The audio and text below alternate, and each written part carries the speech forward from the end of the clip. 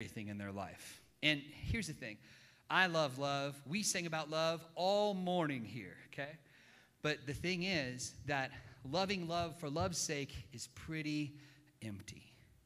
Because you get so focused on something that you're not really looking at the source of where it comes from. And for us, as Christ followers, we see love coming from God.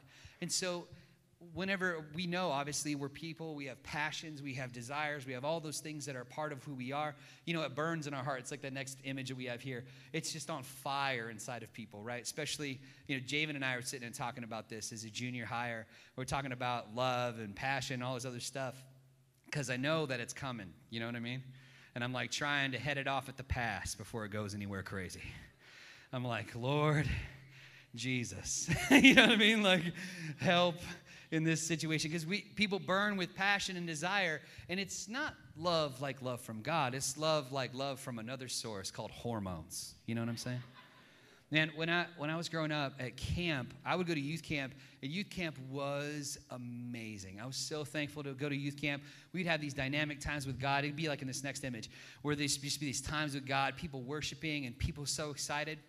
And the other half of it, when I was in 7th and 8th grade, was how awesome could I get my hair with this really strong pomade or hair gel so that it was so hard that it wouldn't move so I could look awesome for the girls. You know what I'm saying?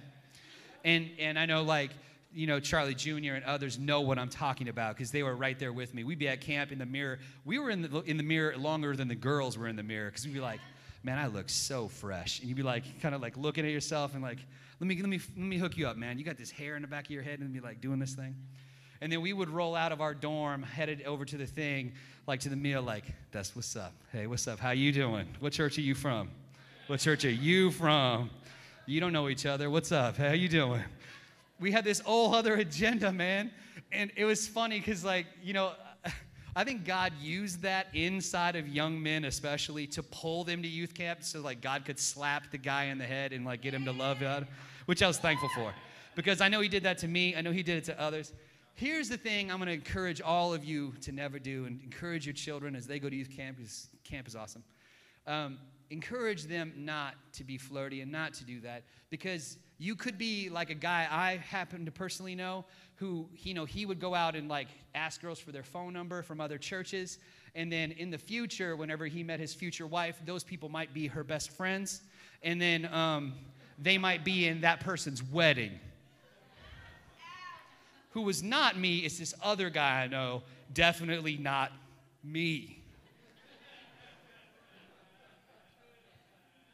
Yeah, I hit on my wife's best friends whenever we were in 7th grade. So don't do that, okay? I'm going to tell you guys, hard pass on all that.